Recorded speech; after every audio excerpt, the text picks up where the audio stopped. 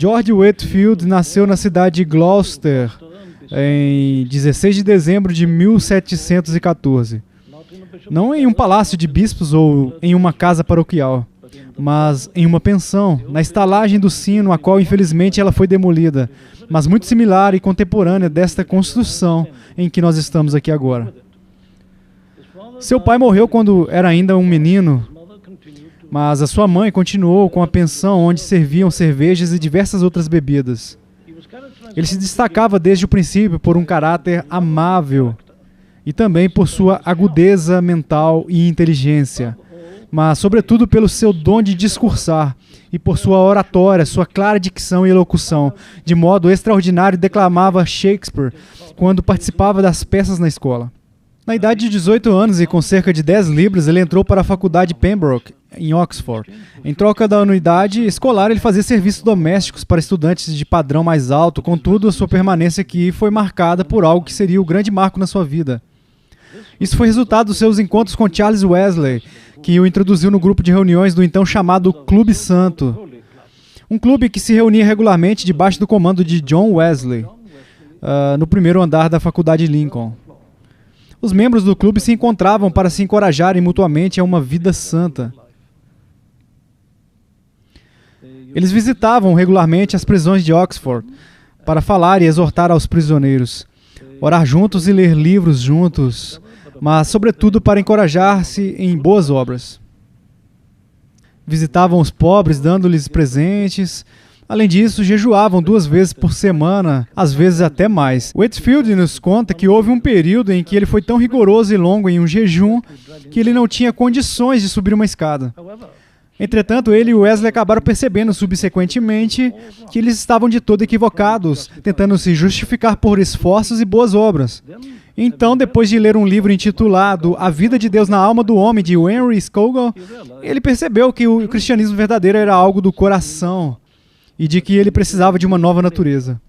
Ele então se dá conta de que ainda não fora de fato um cristão, e agora, ao enxergar isto, ele faz com lágrimas e súplicas até que lhe é dado um sentimento de perdão, na verdade um selo colocado pelo Espírito Santo no seu coração.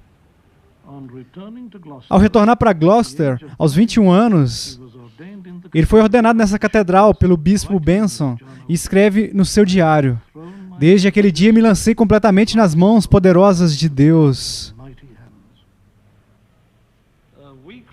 Uma semana depois, Whitefield pregou seu primeiro sermão público aqui na igreja de St. Mary the Crypt. Talvez não tenhamos nada melhor a fazer do que ler o que ele mesmo escreveu, descrevendo a ocasião a um amigo. A curiosidade reuniu uma numerosa congregação. Em princípio, me senti um pouco pressionado, mas fui confortado por sentir de coração a presença divina. Rapidamente vi a indescritível vantagem de ter sido acostumado a falar em público desde menino na escola e de exortar e ensinar os prisioneiros enquanto estava na universidade. Conforme prosseguia, notei que foi aceso o fogo até que, afinal, embora ainda muito jovem e no meio de uma multidão que me conhecera nos dias da infância, creio que fui habilitado a falar com algum grau de autoridade evangélica. Depois fiquei sabendo que tinha sido feita uma queixa ao bispo de que 15 pessoas haviam ficado loucas. Na verdade, fiquei sabendo que a queixa fora feita mesmo, mas o sábio e velho bispo Benson simplesmente replicou, dizendo que desejaria muito que tal loucura não fosse esquecida até o próximo domingo.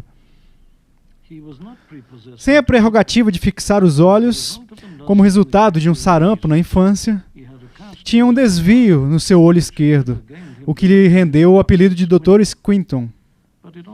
Mas isso também teve o curioso efeito de fazer cada pessoa pensar que os olhos do pregador estivessem sobre ela, sem ter como escapar. Durante os próximos 34 anos e meio, ele pregou cerca de 18.000 sermões.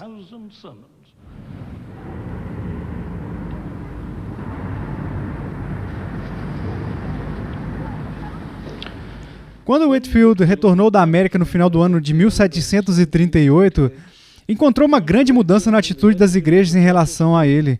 Não mais fora recebido de braços abertos como em 1737, e os púlpitos lhe foram fechados. Além desse problema presente, tinha o problema que ele ficou bastante impressionado com a situação dos mineiros de Kingswood.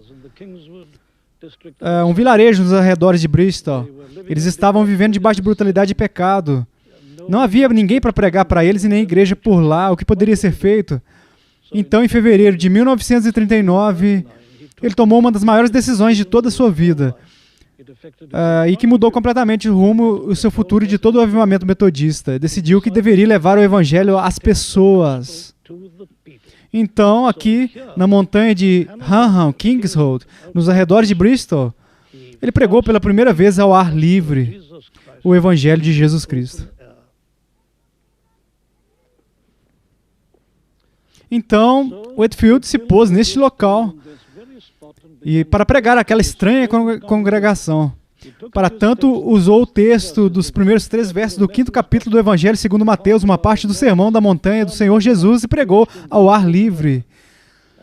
Inicialmente teve uma congregação de 200 pessoas, logo de 2.000 e até de 20.000 pessoas. Whitefield logo começou a contar com congregações receptivas.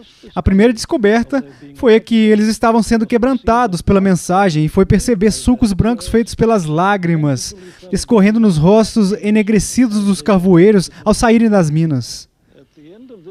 No final deste incidente, Whitefield escreveu no seu diário: "Creio que nunca fui mais aceitável ao meu mestre do que quando me pus a exortar aqueles ouvintes ao ar livre."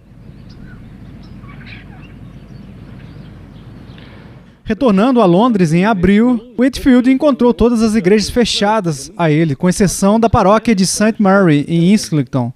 Ele chegou à igreja na sexta-feira com a intenção de pregar, mas quando estava prestes a assumir o púlpito, teve seu título de pregador contestado pelo diácono e foi impedido de pregar. Foi então que Whitefield decidiu sair e pregar fora da igreja, sendo seguido pela congregação que se reuniu ali. Foi o início da pregação ao ar livre em Londres.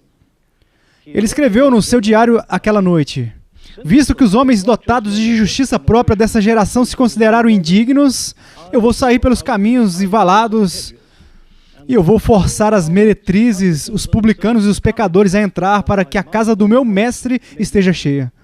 Outro ponto favorito de pregação de Whitefield foi Minchinhampton Common, em Gloucester, onde exatamente deste local aqui, o Whitefield Stump pregou várias vezes a grandes congregações de 20 a 30 mil pessoas. Alguns ficavam mais próximos quanto possível, mas há contemporâneos que registram que as pessoas até cerca de 1 milha de distância podiam ouvi-lo muito claramente como se estivessem aqui. Ele visitou o país de Gales muitas vezes e em 1743 ele foi eleito como o primeiro moderador da conexão do metodismo calvinista galês. As cenas de quando visitou a Escócia não podem ter uma descrição melhor do que um retorno aos primeiros dias da igreja primitiva. Milhares foram acrescentados às igrejas de todas as denominações em todos estes países. Sua influência foi quase tão grande na América quanto neste país. Um dos maiores cultos aconteceu na Filadélfia, onde ele pregou para extensas congregações. Até uma capela foi erguida por lá. O interessante é que a mesma tornou-se a primeira construção da Universidade da Pensilvânia.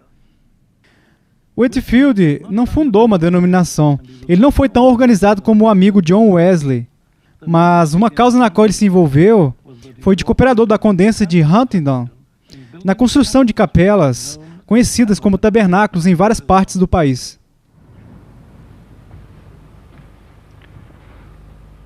Nós temos aqui no que agora é conhecido como Tabernáculo Rodborough, um exemplo perfeito de uma das capelas que foram construídas pela Condensa de Huntingdon. A menção do nome Lady Huntingdon nos faz lembrar de outro ponto importante concernente a George Whitefield e sua pregação. Alguns têm a impressão de que a sua oratória atraía apenas bêbados e mineiros, mas isso está longe de ser o caso. Ele era igualmente popular entre a nobreza e os poderosos da época. Tome, por exemplo, o conhecido ator David Garrick. Garrick disse que ele poderia fazer derreter um auditório de alegre euforia às lágrimas meramente por dizer ou pronunciar a palavra Mesopotâmia de diversas maneiras. Garrick disse também que seria capaz de pagar 100 guinéus se pudesse tão somente pronunciar a palavra "oh", com o mesmo ímpeto e efeito de Whitefield.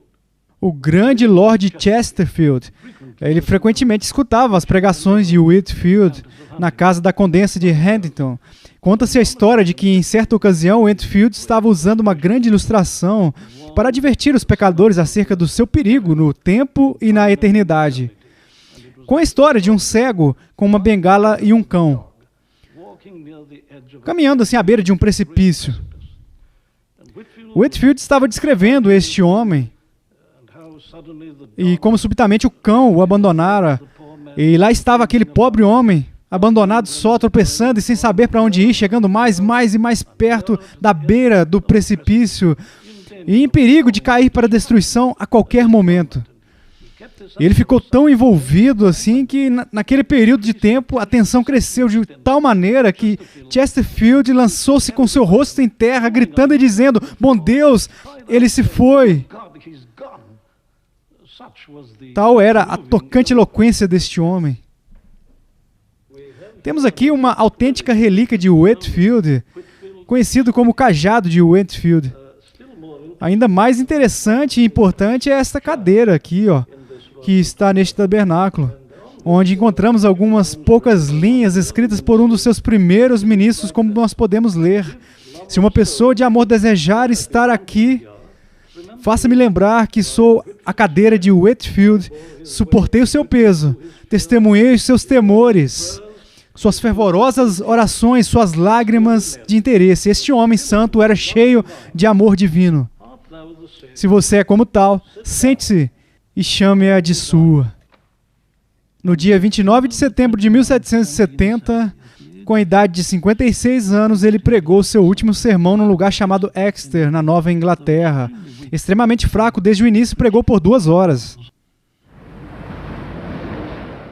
E nós terminamos o nosso programa aqui em Londres, na rua Tottenham Court, onde o seu tabernáculo foi erigido. Qual seria a explicação da história notável deste apostólico e seráfico ministério? Certamente não foi marketing e organização, nem mesmo uma maravilhosa eloquência e zelo indefectível, embora isso possa ter contribuído. Ele mesmo foi conduzido por uma mensagem abrangente. E qual era a mensagem? A velha mensagem do Novo Testamento, dos pais protestantes e dos puritanos.